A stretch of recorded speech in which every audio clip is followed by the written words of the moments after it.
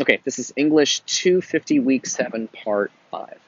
Um, so Wordsworth, when you think about modern pop music, it's coming out of Wordsworth. Wordsworth created a mode where you could just say how you felt or what you saw, and that was art. He invented that idea. And people are like, that's obvious. All art is an expression of the author's emotion. The only reason you think that is because Wordsworth invented that concept, and then everybody copied Wordsworth, and then you were born. And you were like, this is normal. It was not normal in 1500. It was not normal in 400 BC. It was not normal in ancient Greece. It was not normal in ancient Rome. It's normal now.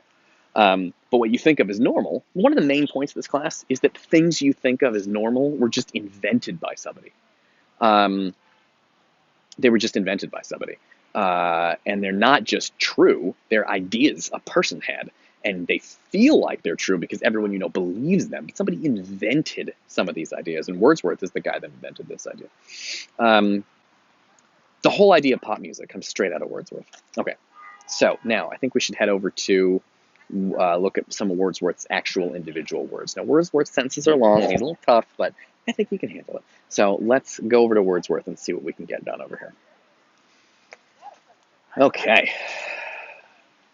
Oh. Let me read a little Wordsworth, and I'll come back to this point. Okay. All right.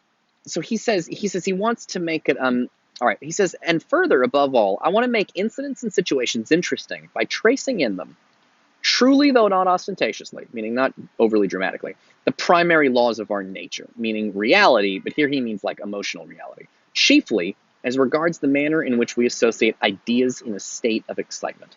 So he wants to communicate how people feel. That's what he's doing.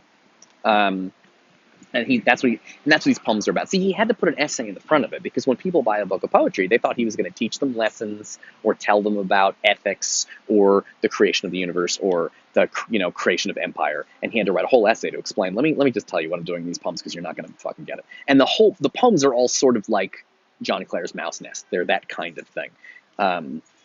Okay. So he says, humble and rustic life was generally chosen, meaning just regular everyday people living in the country. Humble and rustic life was generally chosen because in that condition, the essential passions of the heart find a better soil in which they can attain maturity, are under less restraint, and speak a plainer and more emphatic, intense language. Because in that condition of life, our elementary feelings coexist in a state of greater simplicity, and consequently may be more accurately contemplated and more forcibly communicated, because the manners of rural life germinate, meaning they create, from those elementary feelings, and from the necessary character of rural occupations are more easily comprehended and more durable, and lastly, because in that condition the passions of men are incorporated with the beautiful and permanent forms of nature. So this point that Wordsworth is making is very much about the why country life is better than city life. Wordsworth believes, and again, this is an idea he invented, or popularized anyway, but this idea is that the people in the country are more real than the people in the city. I already used Hunger Games as an example. But he wants to talk about emotions, and he feels like the emotions of country people are more pure than city people, because city people live overly complicated lives, and they lie, and we would say they play games, or they're faking what they feel and who they are, and they're playing these weird love games and whatever. But people in the country are simple, and the guy falls in love with the girl, he says I love you, and she says I love you, and they get married, and it's beautiful. And that's, of course, life's more complicated than that. But Wordsworth had this idea that life in the country was simpler and more pure and better, and life in the city was more corrupt and fake. And again, you see this in Hunger Games. It's an idea that he came back to again and again and again. It's his other big influential idea, and people thought this earlier. This was something that existed. Shakespeare has plays about this, and lots of people had things. Spencer, that giant poem I mentioned I was reading, has that in it too. This idea that country life is more pure and true. Wordsworth believed that. The other thing Wordsworth believed, I'm just going to do a little sidebar now. He thought country life was more real than city life. He doesn't talk about this much in the section I gave you, and I really should give you some additional sections so we can talk about this, but I'm just going to say it. He also believed that children were more pure and real and beautiful than adults for the same reason. Because he thought city people were like corrupt and fake, and that country people were real, but he also thought children were real because they would just say how they feel, and he just thought that was beautiful. Um, and so he really thought children's the imagination of the child was like the most important thing. By the way, and this idea of Wordsworth still exists in so many different places.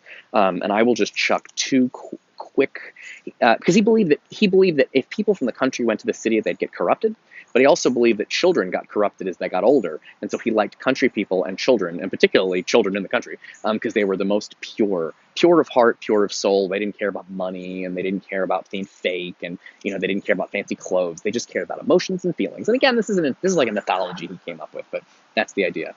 It is an idea that's still with us today. And just to give you two very different examples of how Wordsworth invented something that's still with us today, if you know Toy Story, and if you know Stephen King's It, one is a movie for little kids, the other one is a horror movie. But they both have the same point, and that point comes straight out of Wordsworth, which is that children have powerful imaginations, and that as they get older, they lose that purity and become weaker. So if you know Toy Story, the kid thinks his toys move on their own, and the adults don't think so. But the kid's right. The toys really do move on their own. He can see a world that the adults have lost. When the adults were kids, they believed their toys were really alive. Kids believe their toys are alive, and adults do not. A friend of mine was at the beach and with his child, and his the kid had a stuffed animal, and a friend's dog grabbed the stuffed animal and tore it to fucking shreds. And the kid lost his mind, crying and going to his dad and saying, "Daddy, we have to get him to a hospital," meaning the stuffed animal. And so my friend took the stuffed animal and ran back to the parking lot and told the kid he was in the hospital, and they got it fixed and they made him feel better. But like the kid needed to know, like he thought that toy was real. And Toy Story is about how the kids are right. And Wordsworth would love that because he'd be like, hell yeah, toys are alive. You're just too old to know that they're real. And Stephen King's It is this. I know it's a horror movie, totally different kind of situation, but the idea is the same. When the kids in Stephen King see a monster that nobody else can see, but the kids are right. There really is a monster. And the adults don't see it and they don't believe in it, but the kids know that monster is fucking real. And how do they defeat the monster? They have to remember the power of imagination that they had when they were kids. And the whole movie is about recapturing the childlike imagination. That is also what Wordsworth is trying to do in his poems. He's trying to see the world the way a child sees it, see the world the way a country person sees it, see the world in a pure, feeling, heart kind of way. And that is what Toy Story is about. It is what It is about. And it is also what Wordsworth is doing. Okay, I've been talking for like an hour and I've done like 2 sentences in here. Man, the city is just like doing its shit. See, this is the perfect place to teach this because I'm in the woods, but in the city. See, so the whole city woods thing. Man, what the fuck, dude? At some point I'm going to catch police brutality on here. Let's see. Okay. Oh my god. All right, we're just going to wait. Just going to wait. Let the city do its business. You want to maybe... God, I hope there's not a sick person in that ambulance because that person is dead. All right, it's moving. Here we go. Okay. All right. So let's keep going with Wordsworth a little bit. So he says, the language too of men has been adopted, meaning he wants to talk like regular people talk. Now he does say this, purified indeed from what appear real defects, from all lasting rational causes of dislike or disgust. So he says he wants to show the way real people talk and use the language of real everyday people. But he's gotten rid of like the curse words. Because he doesn't want to make the reader feel disgusted, or he's trying to make something beautiful, so he doesn't want the word fuck and cunt in his poems. But the nowadays, I think we don't feel that way about curse words so much. And for example, I think there is a poetry in curse words, and David Mamet is a playwright, and his plays basically make curse words into poetry. Glenn Ross is the best example of this. It's a movie if you want to watch it. but curse words become poetry when he has them. Tarantino also, curse words become poetry in Tarantino. But Wordsworth is from a couple of centuries earlier, and he really wants to avoid kind of ugly language. So that's what he's talking about when he says, "Oh shit, I went over time. Okay, I'll see you in the next video." Ah.